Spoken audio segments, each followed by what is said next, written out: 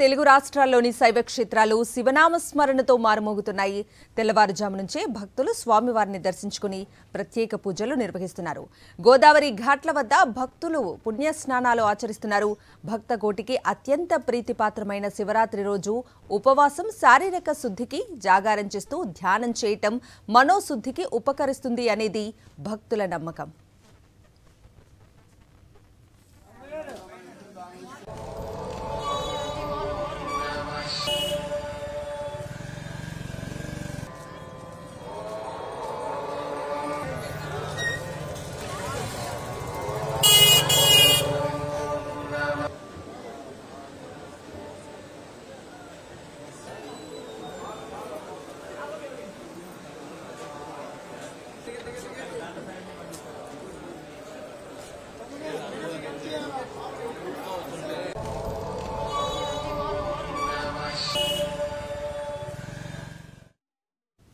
మహాశివరాత్రి వేడుకలకు సంబంధించి పూర్తి అప్డేట్స్ ని అందించడానికి పశ్చిమ గోదావరి జిల్లా భీమవరం నుంచి రాజు లైవ్ లో జాయిన్ అవుతున్నారు. అలాగే కీసర నుంచి సుష్మిత జాయిన్ అవుతున్నారు. ముందుగా కీసర వద్దకు వెళ్దాం. కీసర నుంచి మరిన్ని డీటెయిల్స్ అందించడానికి మా ప్రతినిధి సుష్మిత లైవ్ లో సిద్ధంగా ఉన్నారు. సుష్మిత, చెప్పండి, మహాశివరాత్రి వేడుకలు కీసరలో ఎలా జరుగుతున్నాయి? భక్తుల సందడి ఎట్లా ఉంది? అప్డేట్స్ ఏంటి?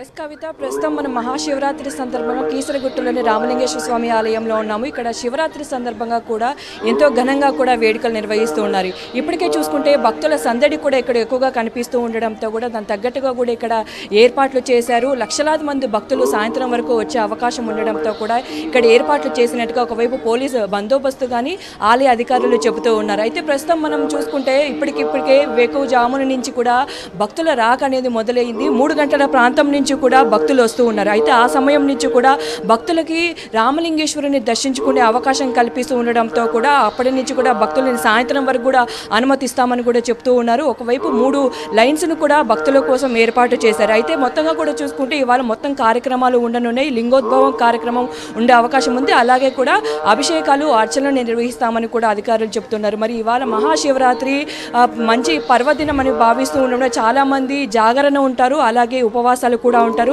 వారి కోసం కూడా ఇక్కడ ప్రత్యేకంగా ఏర్పాట్లు చేశారు. ఇక్కడ మొత్తంగా కేసరి గిరి చుట్టూ కూడా చూసుకుంటే ఇక్కడ చాలా మంది కూడా టెంట్లు వేసుకొని జాగరణతో పాటు కూడా 5 రోజుల పాటు కూడా ఇక్కడే ఉంటూ ఉంటారు. అయితే వారి కోసం కూడా ఇక్కడ ప్రత్యేక ఏర్పాట్లతో కూడా రాత్రంతా జాగరణ కోసం కూడా ఏర్పాట్లు చేసినట్టుగా కూడా చెప్తాను. మొత్తంగా కీసరగుట్టలోని 101 లింగాలు కూడా చుట్టుపక్కల ఉంటాయి. ప్రతి ఒక్క కీసరగుట్టలో ఉన్న శివలింగాలకు కూడా ఇక్కడ ప్రత్యేకంగా ఇవాళ అభిషేకాలు, అర్చనలు నిర్వహిస్తూ ఉంటారు. తెల్లవారుజాము నుంచి ఎవరైతే వస్తారో వారందరూ కూడా సాయంత్రం వరకు త్వరగా వాళ్ళకి దర్శనం ముగించేలాగా కూడా ఇక్కడ ఏర్పాట్లు చేస్తూ ఉన్నారు. అయితే ఆ దేవుడి దగ్గరికి వెళ్ళిన 10 నిమిషాల్లోనే ఆ లైన్స్ నుంచి బయటకు వచ్చేలాగా కూడా ఏర్పాట్లు చేస్తున్నట్టుగా కూడా అధికారులు చెప్తున్నారు. మొత్తంగా కూడా చూసుకుంటే ఇవాళ లక్షలాది మంది భక్తులు ఇక్కడికి వచ్చే అవకాశం ఉంది. ఎంతో విశిష్టత కలిగిన ఆలయం. త్రేతాయుగం నుంచి కూడా ఈ ఆలయం ఉండడంతో కూడా దాదాపు కొన్ని సంవత్సరాల చరిత్ర ఈ ఆలయానికి ఉంది. స్వయంగా శ్రీరాముడు ఇక్కడ శివలింగాన్ని ప్రతిష్ఠించాడని కూడా చరిత్రలు చెబుతూ ఉన్నాయి. అయితే ఇప్పటి వరకు కూడా చూసుకుంటే ఇక్కడ ఒకవైపు హనుమంతుడు కూడా ఆ త్రేతాయుగంలో రాముడితో పాటు సీతాదేవి సమేతంగా ఇక్కడ వనవాసానికి వచ్చారు. ఆ సమయంలో కూడా ఇక్కడ రామలింగేశ్వరుడికి ఒక పూజ నిర్వహిద్దామని కూడా ఆ సమయంలో హనుమంతుడికి కూడా ఇక్కడ శివలింగాలను తీసుకురావాలని ఆజ్ఞాపిస్తాడు కాశీ నుంచి. అయితే కాశీ నుంచి ఇక్కడికి వచ్చేలోపు సమయం ముగించడంతో కూడా స్వయంగా ఈశ్వరుడే ఇక్కడ ప్రతిష్ఠించారు, స్వయముగా ఇక్కడ వెలిసిల్లాడని కూడా చరిత్ర చెబుతుంది. ఆ నేపథ్యంలో కూడా రామలింగేశ్వరుడు స్వామి భవానీ సమేతంగా కూడా ఇక్కడ దర్శనమిస్తూ ఉండడంతో కూడా చాలామంది భక్తులు ఒకవైపు రామలింగేశ్వరుడు స్వామి భవానీ సమేతంగా దర్శించుకుంటూ అలాగే దర్శనానికి ఇక్కడ ఆలయానికి ముందు భాగంలో కూడా హనుమంతుడు కూడా దర్శనమిస్తాడు. మొత్తంగా హనుమంతుడు, రామలింగేశ్వర స్వామి 101 శివలింగాలు కూడా మనకు